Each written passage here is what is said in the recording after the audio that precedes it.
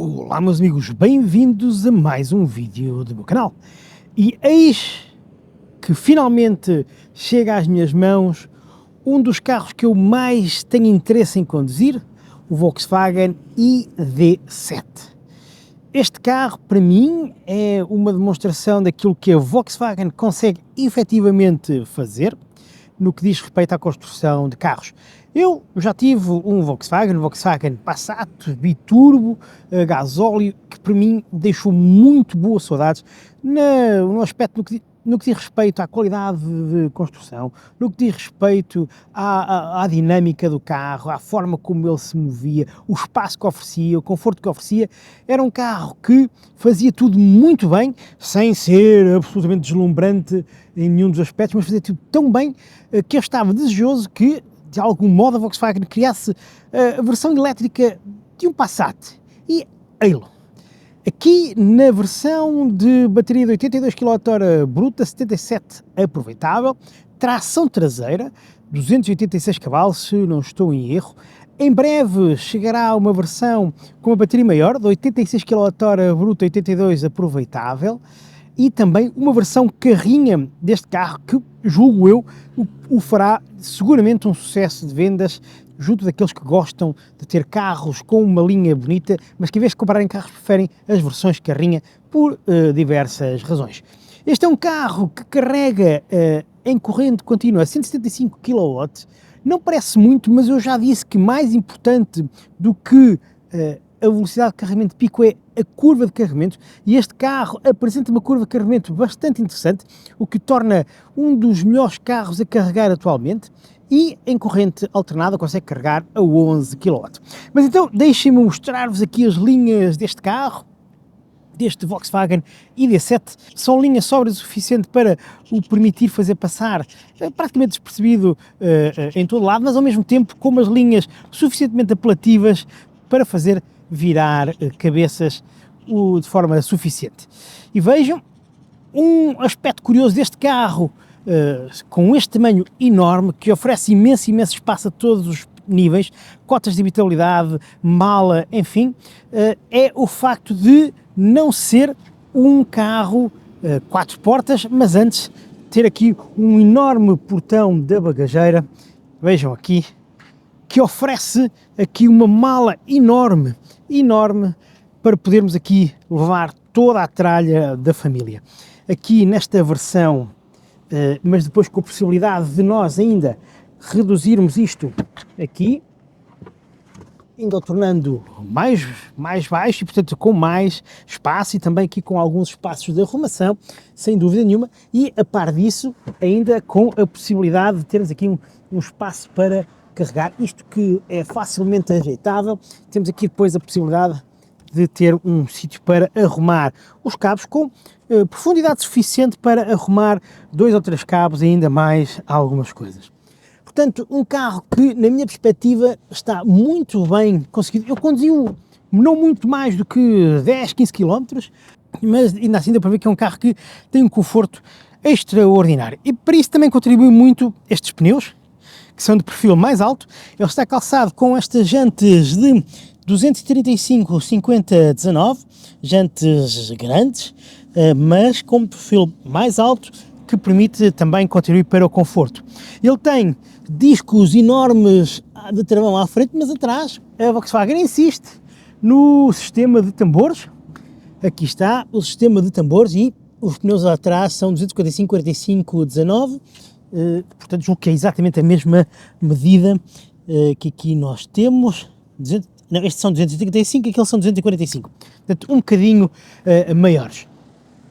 Eu percebo porque é que a Volkswagen usa este sistema, é uma forma de evitar que basicamente haja ferrugem a ser criada nos discos, porque sendo um carro com motor elétrico, muitas das vezes o sistema, a travagem do carro é feita já não com o recurso ao travão propriamente dito, mas antes ao motor elétrico. Mas eu volto a dizer, eu continuo a insistir que para mim a solução será sempre a de travões disco de forma tradicional, ainda que em países como ainda que eu perceba que em países onde há muito frio, onde se lança sal na estrada, por tudo mais, isto seja uma medida que protege mais o carro. Mas cá está ele com estas linhas, este carro é enorme, apesar disso a sua linha mais ovalizada acaba por ajudar a disfarçar esse tamanho. Ele tem muito espaço lá dentro, já vamos ver tudo isso. Aqui há alguns apontamentos das luzes, um carro que, diria eu, volto a dizer, para mim está muito bem conseguido. Aqui à frente, bem, aqui à frente é só o motor, não há espaço para qualquer tipo de frunk, ao contrário do que acontece com muitos outros carros e que tão jeito dá, por exemplo, precisamente para guardar os cabos, especialmente porque às vezes se nós vamos a mala carregada e precisarmos tirar um cabo, é preciso tirar tudo da mala. Mas digam-me nos comentários o que é que vocês acham desta linha deste carro, se é uma coisa que vos agrada, se não agrada. Esta cor num azul petróleo, parece-me, está bastante interessante, mas talvez não acentue bem as linhas do mesmo. Vamos agora saltar lá dentro, sendo que, uma vez mais, vejam aqui o apontamento das portas, aqui o puxador está embutido, não sobressai, e é só meter a mão e o carro abre. Ok, e eis o interior deste carro, aqui com algumas novidades quando comparado com os outros carros da Volkswagen, da linha ID, já falaremos quais são. Mas é um carro onde a qualidade se nota, há muito mais atenção ao pormenor nos acabamentos, na qualidade dos materiais, na própria montagem e, enfim, e com isso a Volkswagen a querer apelar um segmento de mercado que se calhar procuraria carros como, por exemplo, o Mercedes EQE. E eu diria que o Mercedes EQE tem aqui um concorrente muito interessante, porque oferece uma opção muito interessante a um preço substancialmente mais barato que o Mercedes. Por falar em espaço, que tal começarmos aqui por trás, para vermos como é que os passageiros são agraciados e vejam aqui a enorme quantidade de espaço. Cá estamos, cá nos vamos sentar.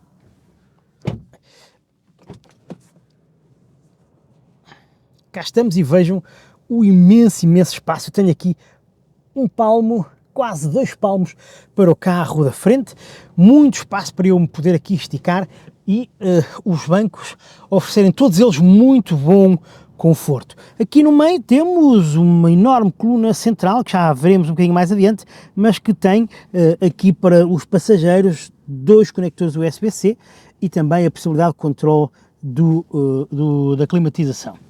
Apesar disto ser 5 lugares, claramente está pensado mais para 2 pessoas cá atrás viajarem de forma muito confortável, porque esta zona aqui do meio já não é tão confortável. Os bancos na zona das portas oferecerem bom apoio lateral, muito conforto, neste interior que acaba por ser muito escuro, como vocês aqui podem ver, mas uma vez mais vejam então aqui a apresentação do habitáculo. Linha sóbria, mas muito bem conseguida. E um fator novo é aquele ecrã gigantesco, julgo que é um ecrã de 15 polegadas, onde está inserido o novo sistema operativo, muito mais bem conseguido do que aqueles que nós encontramos nos ID4, no ID3 e mesmo no ID Buzz. Aqui atrás, além disso, temos aqui alguns espaços para arrumar o telemóvel, portanto, bastante interessante também. Apontamentos de luzes que nós depois iremos ver mais adiante.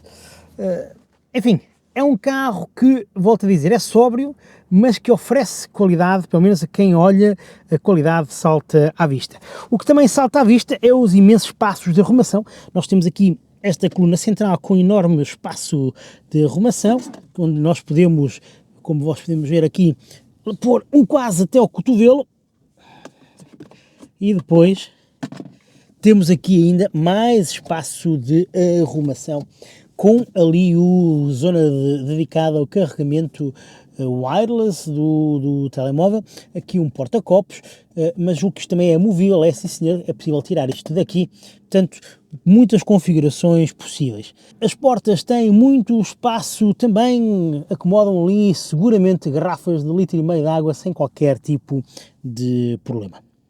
Damos então aqui um salto já para a frente e, como vos digo, aquilo que mais salta à vista é este ecrã muito maior daquilo que encontramos nas outras versões ID, um sistema de navegação enorme, muito bem conseguido, que oferece algumas informações que, por exemplo, os navegadores da Tesla não oferecem. Reparem, eu adoro esta funcionalidade, não só de dizer que tenho aqui um carregador, mas de dizer-me qual é a potência do carregador e se o mesmo está livre ou se não está livre.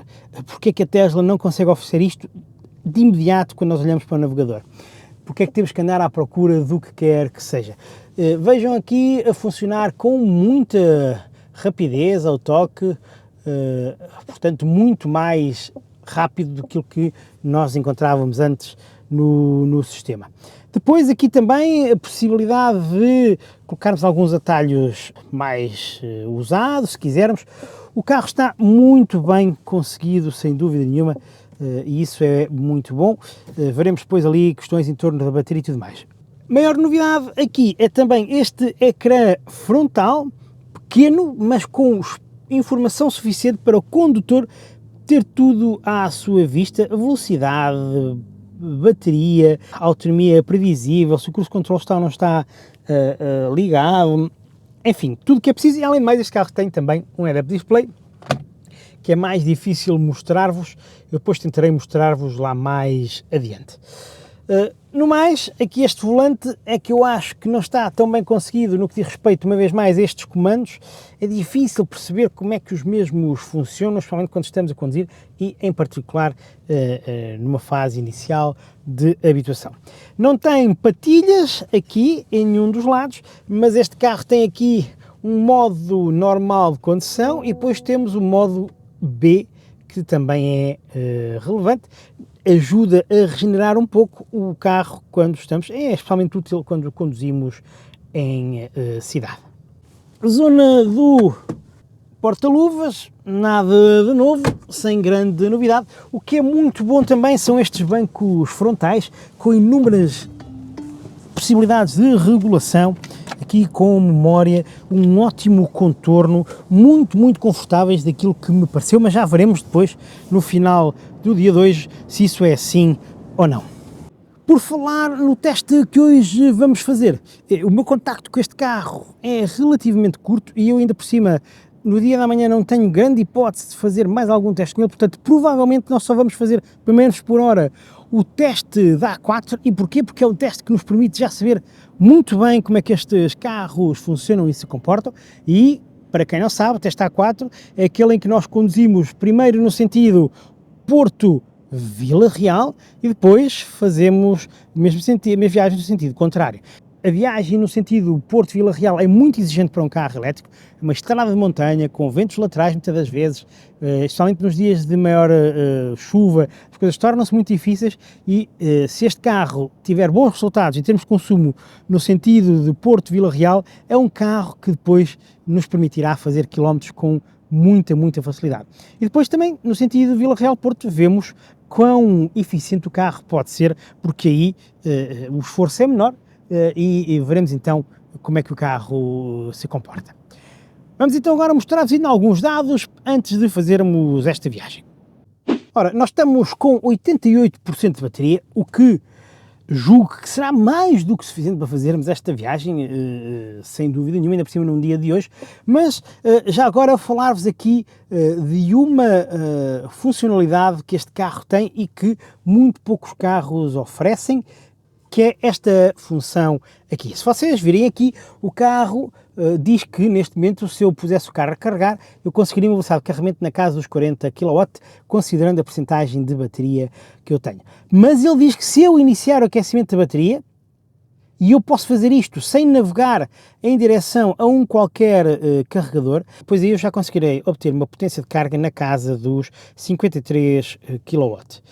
E diz-me que para atingir a temperatura ideal eu precisarei de 19 minutos. Isto é um salto. Nós já tínhamos visto uma coisa mais ou menos parecida como esta nos Mercedes. Eu já vos mostrei em vários Mercedes que ele diz qual é a potência de carregamento que nós conseguiremos obter num determinado momento se puséssemos o carro a carregar, e diz-nos se essa limitação advém da bateria ou se advém da percentagem de bateria que nós temos ou da temperatura da bateria, mas aqui a Volkswagen a dar um passo extra, e eu julgo que é um passo muito relevante e importante, que é a possibilidade de eu saber qual é a velocidade de carregamento que eu consigo se eu otimizar, se eu tiver a temperatura da bateria otimizada, e a possibilidade de o ativar manualmente.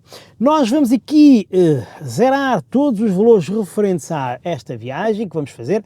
Vamos aqui zerar este contador, ok, vamos zerar. Depois vamos também zerar este aqui desde a partida, para depois nós conseguirmos então mais facilmente ver quer a média de cada parte da viagem, quer depois a média total. Num teste que vocês já sabem, é feito sempre em autoestrada, a velocidades de autoestrada e com o cruise control adaptativo ligado.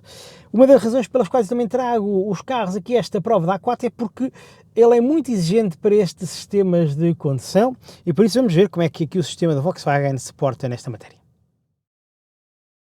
Ora bem, meus amigos, e cá vamos nós na autoestrada. Já fizemos 45 km, quando vocês podem ver ali, média de consumo está nos 19,8 km por cada 100 km corridos, um valor bastante bom.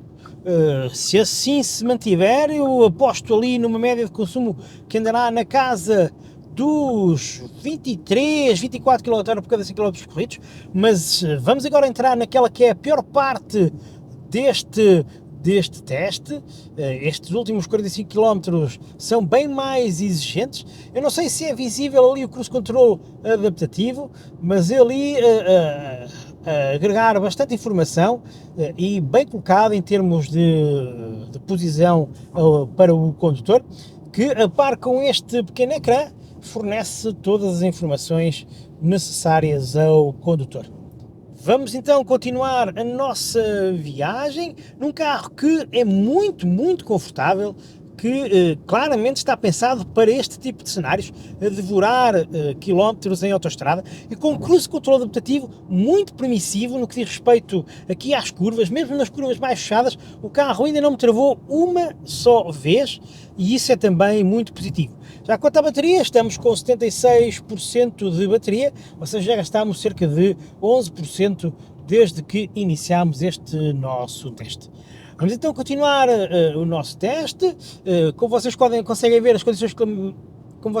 ver, as condições meteorológicas são bastante favoráveis ao teste. Estão 15 graus lá fora, não está a chover, não há grande vento, ou até não há mesmo vento algum, e isso ajuda e bem aqui a fazer este teste e esta viagem. Falo então agora convosco quando tivermos atingido aquilo que é o ponto normal de volta atrás. Até já! Ora bem, meus amigos, e chegamos nós à parte final deste primeiro teste. Dados, pois aqui estão. Fizemos 91 km, portanto este carro a registrar mais quilómetros do que aqueles que realmente percorremos, cerca de mais 1 km. Média de consumo 23 km por cada 100 km percorridos, será um bocadinho mais, nada de muito extraordinário. E este valor é um muito bom valor para este carro. É certo que as condições são bastante boas, agora estão 10 graus lá fora. Eu julgo que agora já vos consigo mostrar aqui o Cruise Control adaptativo, a ver se eu consigo aqui mostrar esta informação que é possível ver no Cruise Control adaptativo, e depois também teremos ali a informação da navegação, se assim o quisermos. O carro é muito confortável, já fui dizendo isso ao longo desta viagem, quer a vocês, quer aqui às pessoas que estão a assistir à transmissão ao vivo, e apresenta aqui argumentos muito, muito interessantes. Vamos então agora dar a volta para trás. Aqui os carregadores, como vocês veem, continuam avariados. Já falo convosco ali daquele lado, à altura em que vamos zerar aqui o contador parcial. Ora, já estamos do outro lado, nós parámos daquele lado, como é que costumamos, já estamos do outro lado. Vamos então agora fazer o seguinte: nós temos aqui este contador a longo prazo, que é o que coincide com a viagem que fizemos agora, mas então nós vamos manter este contador para ver a média final total, e vamos aqui zerar novamente este contador. Mas já agora deixem-me mostrar-vos aqui uma coisa. Este carro tem câmaras marcha atrás, como é óbvio, mas vejam que a qualidade é muito, muito sofrível, a qualidade de imagem muito sofrível, e estamos ainda de dia, imagino que à noite a coisa seja pior. Já há uma coisa bastante positiva, é que esta funcionalidade, vejam que se eu carregar aqui, ele tem um sistema de lavagem da câmara. Eu não conheço, acho eu, nenhum carro elétrico neste momento que ofereça esta funcionalidade. Esta é uma boa funcionalidade, pena é que a qualidade da câmara não seja assim nada de especial. Vamos então fazer a segunda parte desta viagem neste carro que, como vos digo, tem aqui vários concorrentes a que pode apontar. Tem o Tesla Model 3, tem o BMW i4, tem o Polestar 2, mas depois também tem carros como o BMW i5 e tem carros como o Mercedes EQE. O problema disso é que este carro pode ser demasiado caro para aqueles que procuram, por exemplo, carros como o Tesla Model 3, e não oferecer argumentos suficientes àqueles que não se importariam de comprar um carro como o Mercedes EQE, é mais caro que este carro. Portanto, aqui a Volkswagen a apostar em grande, e eu julgo que os argumentos que o carro apresenta são bastante bons. Vamos ver se só o futuro dirá se as coisas funcionam ou não. Vamos então embora, lançar-nos à nossa viagem. Falo convosco lá mais adiante. Ora bem, meus amigos, e cá vamos nós então a caminho do Porto, e o que eu tenho para vos mostrar é isto. 50 km feitos e estamos com 11.3 km de média de consumo por cada 100 km percorridos. É certo que nós vamos agora acabar, vamos terminar agora a parte mais favorável para o carro, e a partir de agora vamos ter várias subidas que vão fazer com que o médio de consumo suba. Porém, quanto melhor for o consumo agora, melhor será o resultado final. E por isso o carro aqui a surpreender. E de que maneira? Estamos a circular, como vos digo, vejam aqui, cerca de 125 km no odómetro, 120 velocidade GPS, e portanto, como é, aliás, normal nos testes que fazemos. Entretanto, queria também chamar-vos aqui a atenção para o seguinte: este carro não traz bomba de calor de série. É possível instalar a bomba de calor, e para isso temos que pagar cerca de 1500 euros à Volkswagen para o obtermos. Porém, os testes que eu fui vendo, e isto vale o que vale, mas os testes que eu fui vendo mostram que dois carros iguais da Volkswagen ID7, conduzidos nas mesmas circunstâncias e às mesmas velocidades, tendo uma bomba de calor e outra não tendo, a diferença de autonomia andou ali na casa dos 25 km. 25 km é muito pouco, e depois feitas as contas, isto significaria que a bomba de calor ficaria paga apenas depois de termos percorrido cerca de 80 mil km. Portanto, antes de vocês irem muito rapidamente selecionar a bomba de calor como opcional, façam bem as vossas contas, vejam se precisam mesmo desses 25 km extra, e depois decidam. Isto porque cada vez mais os carros elétricos têm a sua tecnologia melhorada, e os carros e os motores são mais eficientes, as baterias estão bem mais protegidas, e portanto a bomba de calor, que tem um efeito útil a vários níveis, pode não ter uma grande diferença no que diz respeito à autonomia. Portanto, tenham isso em consideração. Vamos então continuar a nossa viagem. Estamos relativamente perto do fim desta prova, tão já conhecida deste canal, e por isso falo agora convosco quando chegarmos ao nosso destino final. Ora bem, meus amigos, e chegamos ao ponto normal para terminar este teste, e vejam este consumo: 14 kWh por cada 100 km percorridos, um dos melhores valores que já conseguimos nesta prova, no sentido Vila Real-Porto. Estamos com 42% de bateria, o que é também um bom valor, considerando que nós, enfim, quando saímos com 87% de bateria. Vamos ver aqui os dados da partida a longo prazo. Fizemos um total de 185 km, e a média final de consumo 18.5 kWh por cada 100 km percorridos. Esta média de consumo aponta para uma autonomia que anda ali na casa dos 400 km, com uma só carga, em autoestrada, a estas velocidades e nestas circunstâncias, replicadas estas circunstâncias que nós aqui temos. Um valor muito impressionante. Vejam, entretanto, aqui como é que o carro se apresenta dentro, em termos de luz ambiente. Todas estas, isto é possível escolher diferentes cores, enfim, à semelhança do que já muitos carros permitem. Mas muito, muito bom valor. Uma vez mais, agora a ver se é possível ver com mais facilidade ali o Cruise Control adaptativo, como vocês podem ver, com muito mais facilidade, se é possível ver o Head-Up Display, mas muito, muito bom. Deixem-me, entretanto, mostrar-vos lá fora também os apontamentos de luzes do carro. Ora, este é o apontamento de luzes na traseira. Aqui é já a normal projeção do símbolo do carro. E depois este é o apontamento de luzes à frente.